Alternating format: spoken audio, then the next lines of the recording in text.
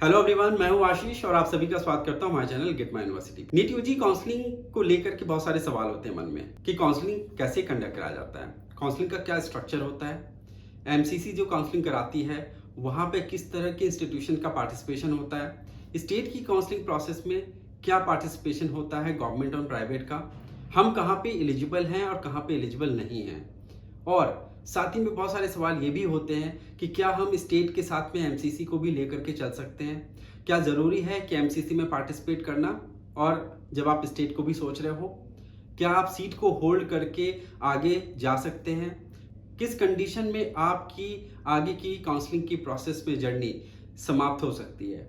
तो इन सब को आज जानेंगे इस वीडियो के माध्यम से। मैं आपको बताऊंगा बहुत ही सिंपल तरीके से कि कैसे काउंसलिंग को कंडक्ट करा जाता है, आपकी एलिजिबिलिटी कहाँ पे बनती है, अगर गवर्नमेंट में आपको एडमिशन लेना है तो आप कहाँ कहाँ पे पार्टिसिपेट करें, अगर प्राइवेट इंस्टीट्यूशन में आपको एडमिशन लेना है तो आपको कहाँ कहाँ पे आप एलिजिबल होते हैं, डिम्ड के लिए कहाँ पे पार्टिसिपेट करनी होती है, और कुछ ऐसे सवाल जो आप सबके मन में होते हैं और जिसकी वजह से कन्फ्यूजन्स बना रहता है, जो कि मैं आखिर में वीडियो के आपको बताऊंगा।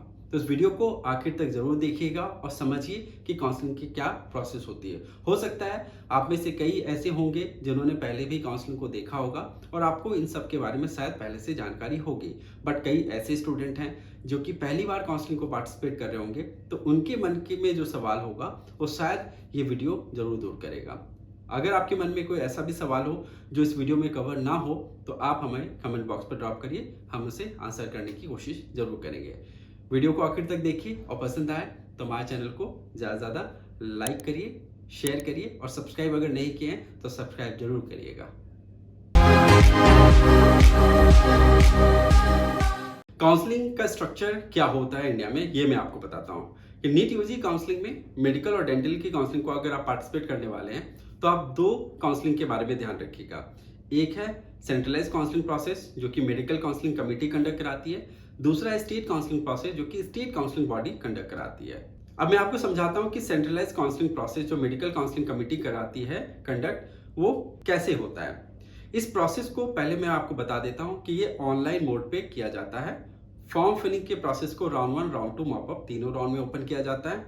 यहाँ पे जो पार्टिसिपेशन है सेंट्रलाइज काउंसलिंग प्रोसेस में वो है 15% ऑल इंडिया कोटा की सीट्स का, 100% deemed university, 100% seats of AIIMS, JIPMER की internal and open seats, ESIC की ओपन सीट्स, फिर आप एएमयू की इंटरनल एंड ओपन सीट्स पे जा सकते हैं, बीएचयू की सीट्स पे आपका पार्टिसिपेशन होता है, डीयू की internal and open seats, IPU में दो कॉलेज हैं वर्धमान महावीर और डॉक्टर आरएमएल, इनकी इंटरनल एंड ओपन कोटा की सीट्स का भी पार्टिसिपेशन एमसीसी के अंदर होता है।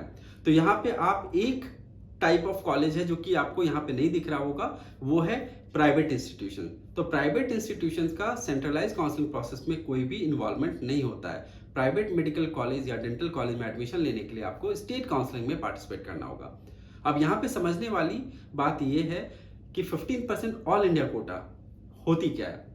15% ऑल इंडिया कोटा सीट्स का मतलब ये होता है कि जितने भी गवर्नमेंट इंस्टीट्यूशन है जो कि एमसीसी की काउंसलिंग में पार्टिसिपेट करते हैं उनका 15% सीट्स ऑल इंडिया कोटा के अकॉर्डिंग अलॉट होता है। जहाँ पे कोई भी स्टेट से स्टूडेंट बिलोंग करता है उस सीट्स पे एलिजिबल होता है।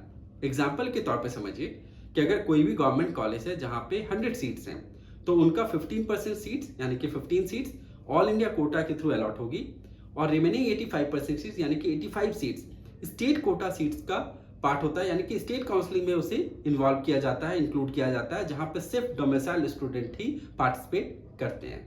अब स्टेट काउंसलिंग का क्या स्ट्रक्चर होता है, काफी सिंपल है, ये समझिए। स्टेट काउंसलिंग में 85% गवर्नमेंट कोटा की सीट्स होती हैं जिसपे सिर्फ डोमिसाइल स्टूडेंट ही एलिजिबल होते हैं उन स्टेट के। फॉर एग्जाम्पल आप यूपी से बिलोंग करते हैं और आप हरियाणा में एडमिशन लेना चाहते हैं तो वहाँ की गवर्नमेंट सीट्स में आप एडमिशन लेने के लिए सिर्फ ऑल इंडिया कोटा की सीट से ही आप पार्टिसिपेट कर सकते हैं। वहाँ की 85% इंटरनल कोटा सीट्स पे आप एलिजिबल नहीं है, आप यूपी के ही 85% सीट्स के लिए आप एलिजिबल हैं गवर्नमेंट की। तो यहाँ पे गवर्नमेंट का 85% आप देख रहे हैं स्टेट कोटा यानी कि स्टेट काउंसलिंग प्रोसेस में, और प्राइवेट की 100% सीट्स का यहाँ पे इन्वॉल्वमेंट है यानी कि पार्टिसिपेशन है। इनमें कई स्टेट्स होंगे जहां पे क्लोज काउंसलिंग का फॉर्मेट रहता है, जहां पे दूसरे स्टेट के स्टूडेंट अप्लाई नहीं कर सकते हैं वहां की प्राइवेट मेडिकल कॉलेज या डेंटल कॉलेज की सीट्स पे। बट ऐसे 18 स्टेट्स भी है जहां पे ओपन सीट्स रखी गई है, जहां पे नॉन डोमिसाइल स्टूडेंट भी अप्लाई कर सकते हैं, जो मैं आपको आगे की स्लाइड में बताऊंगा। अब काउंसलिंग का एक इलस्ट्रेशन है जो कि मैं आपको समझाना चाहता हूं कि शायद इस एग्जांपल से आप समझ पाएंगे कि काउंसलिंग में कैसे कैसे एलिजिबिलिटी बनती है। तो एक स्टूडेंट है जिसका स्कोर है 600 का और ये जनरल कैटेगरी का स्टूडेंट है। इसका डोमिसाइल है राजस्थान का और इनकी प्रेफरेंस जो है वो गवर्नमेंट सीट्स की है। पेड सीट इन गवर्नमेंट है, सेमी गवर्नमेंट सीट में भी जा रहा है एडमिशन लेना, और लो कॉस्ट प्राइवेट में भी अगर ऑप्शंस मिलते हैं तो इसकी लास्ट प्रेफरेंस में वो रहेगा। तो आप इसकी एलिजिबिलिटी समझते हैं। फॉर गवर्नमेंट सीट्स में ये 15% ऑल इंडिया कोटा सीट्स के लिए जा सकता है और 85% राजस्थान की स्टेट कोटा सीट्स पे ये एलिजिबल है। किसी दूसरे स्टेट की 85% सीट्स पे इसका कोई भी एलिजिबिलिटी नहीं बनता है। पेड सीट इन गवर्नमेंट यानी कि राजस्थान के गवर्नमेंट मेडिकल कॉलेज में सेल्फ फाइनेंस सीट्स का प्रावधान रखा गया है, जो कि हायर फीस पे मिलती है और थोड़ा कट ऑफ लोअर रहता है एज कंपेयर टू गवर्नमेंट। तो उन सीट्स पे भी ये एलिजिबल है और ये सीट्स सिर्फ राजस्थान में ही इनको मिल पाएगा। दूसरे स्टेट में अगर इस तरह की सीट्स, जैसे कि आप गुजरात में देखेंगे इस तरह की सीट्स हैं। सेमी गवर्नमेंट का सीट्स का जो फॉर्मेट है वो हरियाणा में और महाराष्ट्र में भी है, बट इन स्टेट्स में राजस्थान के स्टूडेंट यानी कि नॉन डोमिसाइल स्टूडेंट अप्लाई नहीं कर सकते। यानी कि सेमी गवर्नमेंट सीट्स पे वही स्टूडेंट अप्लाई कर सकते हैं जिनका डोमिसाइल उन स्टेट में होता होगा। अगर राजस्थान में सेमी गवर्नमेंट सीट्स होती तो ये स्टूडेंट राजस्थान में एलिजिबल होता, बट दिल्ली का स्टूडेंट उस राजस्थान की सेमी गवर्नमेंट सीट्स पे एलिजिबल नहीं हो सकता था। अब लो कॉस्ट में राजस्थान में कोई ऑप्शंस नहीं है क्योंकि सारी सीट्स बहुत कॉस्टली है, तो ये केरल और कर्नाटक के ऑप्शंस को कंसिडर कर सकता है। ओपन प्राइवेट सीट्स की बात करें तो राजस्थान में ओपन प्राइवेट सीट्स तो मिलेंगे ही, साथ में 18 ऐसे भी स्टेट्स हैं राजस्थान को छोड़कर, इनफैक्ट 17 स्टेट्स हैं जहां पे ये स्टूडेंट एलिजिबल है ओपन सीट्स पे। तो अपनी बजट के हिसाब से ऑप्शंस को ये देख सकता है। कुछ स्टेट्स ऐसे हैं जो कि कंप्लीटली क्लोज्ड हैं, जैसे गुजरात, उड़ीसा, जहां पे प्राइवेट इंस्टीट्यूशंस तो जरूर है बट यहाँ पे सीट शेयरिंग में कोई भी सीट्स ओपन नहीं रखी गई है, तो नॉन डोमिसाइल स्टूडेंट इन दोनों स्टेट में अप्लाई नहीं कर सकते हैं। अब स्टेट्स जहां पे आप नॉन डोमिसाइल होकर के एलिजिबल होते हैं और वहां पे कौन सी सीट्स है जिसके ऊपर में आप पार्टिसिपेट कर सकते हैं। कर्नाटका में ओपन सीट्स पे आप एलिजिबल हैं, साथ में अदर और एनआरआई कोटा की सीट्स पे भी आप जा सकते हैं, वहां पे फीस हाई रहेगी। केरला में एएम यानी कि ऑल इंडिया मेरिट सीट्स पे आप जा सकते हैं। आंध्र प्रदेश और तेलंगाना में बी कैटेगरी सीट्स पे आप एलिजिबल होते हैं जो कि मैनेजमेंट कोटा सीट्स हैं। तमिलनाडु, मध्य प्रदेश, उत्तराखंड, हरियाणा, इनमें मैनेजमेंट कोटा की सीट्स पे आप एलिजिबल हैं। महाराष्ट्र में इंस्टीट्यूशनल कोटा की सीट्स पे आप एलिजिबल हैं। इंस्टीट्यूशनल कोटा की सीट्स का मतलब होता है ये 15% ऑफ द टोटल सीट्स हैं प्राइवेट मेडिकल कॉलेज में, जो कि बहुत हायर फीस, जो एनआरआई सीट्स पे जो फीस होती है वो एप्लीकेबल होती है इंस्टीट्यूशनल कोटा सीट्स पे, तो फीस बहुत हाई होता है। तो आप महाराष्ट्र में उस केस में अगर अफोर्ड कर सकते हैं तो वहां की प्राइवेट मेडिकल कॉलेज में एडमिशन ले सकते हैं। छत्तीसगढ़ में मैनेजमेंट सीट्स पे आप एलिजिबल हैं। उत्तर प्रदेश की ओपन सीट्स पे, राजस्थान में मैनेजमेंट कोटा सीट्स पे, बिहार में ओपन सीट्स हैं सारी प्राइवेट में, वेस्ट बंगाल, मणिपुर, त्रिपुरा, झारखंड और सिक्किम, इनमें जो मैनेजमेंट कोटा की सीट्स हैं उस पे आप एलिजिबल होते हैं। अब कुछ ऐसे सवाल जो आपके भी मन में होंगे, उनमें से मैंने कुछ सेलेक्टिव सवाल को यहाँ पे रखा है जो कि आपकी अंडरस्टैंडिंग के लिए।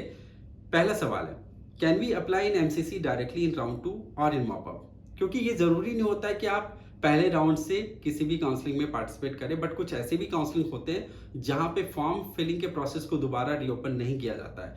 क्योंकि एमसीसी में तीनों राउंड यानी कि राउंड 1, राउंड 2, मॉप अप, तीनों राउंड में फॉर्म फिलिंग के प्रोसेस को ओपन किया जाता है, तो आप किसी भी राउंड में डायरेक्टली पार्टिसिपेट कर सकते हैं। इस प्रोसेस से ये होता है कि आप मॉनिटर कर रहे हैं राउंड को और अपनी जो सिक्योरिटी डिपॉजिट है, क्योंकि 1-1 रुपया अवेलेबल होता है, आप उसको सेव गार्ड कर सकते हैं। जब इसकी जरूरत होगी तब आप इसे ब्लॉक कर सकते हैं, जाकर के आप डाल सकते हैं। Can we participate both in MCC and state counselling? हाँ, आप पैरेलली दोनों काउंसलिंग को पार्टिसिपेट कर सकते हैं। Can I hold my seat in MCC in round 2 and also apply in state? कई स्टूडेंट्स के मन में सवाल होता है कि अगर एमसीसी में राउंड 2 में हमें कोई सीट मिल जाती है और हम उस सीट्स पे रिपोर्ट कर देते हैं, क्योंकि हमें पता नहीं है कि हमें और कौन सी सीट मिलेगी कहीं और, तो क्या हम उस सीट्स को रिपोर्टिंग के बाद में होल्ड करके दूसरे स्टेट या फिर अपने स्टेट की काउंसलिंग में दूसरी बेटर ऑप्शंस के लिए हम जा सकते हैं या नहीं? तो ऐसा आप नहीं कर सकते। जिस भी राउंड में आप रिपोर्ट कर जाएंगे, उसके बाद में आप आगे की काउंसलिंग प्रोसेस से आप बाहर हो जाते हैं। Who is eligible for stray round? Stray round का मतलब होता है last round of the counselling, जो कि यूजुअली ऑफलाइन मोड पे कॉलेज लेवल पे कंडक्ट कराया जाता है, या फिर एमसीसी में ये ऑनलाइन मोड पे भी ऑल इंडिया कोटा के लिए कंडक्ट कराया जाता है। तो इस राउंड में वही स्टूडेंट एलिजिबल होते हैं जिनको इस राउंड से पहले round 1, round 2 mop up round में कोई भी सीट अलॉट नहीं होती है। How many choices can we fill? कोई लिमिटेशन नहीं है, बट अपनी प्रेफरेंसेस के हिसाब से आप चॉइसेस को फिल करिए। प्रायोरिटी ऑर्डर में बेस्ट ऑप्शंस को ऊपर रखिए, उसके हिसाब से बाकी ऑप्शंस को नीचे रखिए। सिस्टम आपके रैंक के हिसाब से आपके ऑप्शंस को देखता है, जो भी ऑप्शंस आपके रैंक पे अवेलेबल होता है वो आपको अलॉट करता है। कोई भी स्टूडेंट अगर कोई कॉलेज को पहले रख देता है, आप उसको नीचे रखते हैं और वो रैंक में आपसे पीछे है, तो ऐसा नहीं होता है कि अगला स्टूडेंट ने उस कॉलेज को पहले रख दिया है तो उस बच्चे को पहले अलॉटमेंट मिलेगा और आपको बाद में, ऐसा कुछ नहीं होता है। सिस्टम रैंक बाय रैंक चलता है, आपके रैंक के बाद ही दूसरे रैंक का नंबर आता है। तो आप इस चीज़ से बिल्कुल निश्चिंत रहें, अपने ऑप्शंस को केयरफुली एंटर करें। Is it necessary to participate in MCC in order to participate in state? ऐसा कोई रूल नहीं है कि आपको एमसीसी में पार्टिसिपेट करना ही है तभी जाकर के आप स्टेट में पार्टिसिपेट कर पाएंगे। साथ ही में ऐसा कोई रूल नहीं है कि अगर आपने स्टेट में पार्टिसिपेट नहीं किया है तो आप एमसीसी में पार्टिसिपेट नहीं कर पाएंगे। तो वाइस वर्सा है यहाँ पे। If I apply for government seats in round 1 of MCC, can I opt for deemed in round 2? हाँ, ऐसे कई लोग होते हैं जो कि राउंड 1 में गवर्नमेंट की सीट्स के लिए जाते हैं, बाद में उनका प्लान बनता है कि चलो कंटिन्यू करते हैं, इसी साल गवर्नमेंट की सीट्स नहीं मिल रही है तो डिम में कुछ अच्छे कॉलेज मिल रहे हैं तो उनको हम ऑप्ट कर लेते हैं। तो ये चीज़ आप कर सकते हैं। राउंड 2 में आप रीसेट बटन दबा करके अपनी रजिस्ट्रेशन को फिर से आप ओपन करके कंटिन्यू करेंगे, जहाँ पे आप टीम का सिलेक्शन कर सकते हैं। तो इस तरीके से आपके सारे ऑप्शंस इनेबल कर दिए जाएंगे।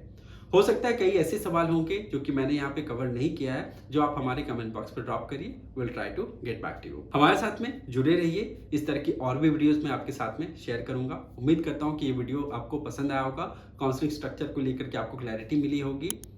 Thank you for watching this video and wish you all the best.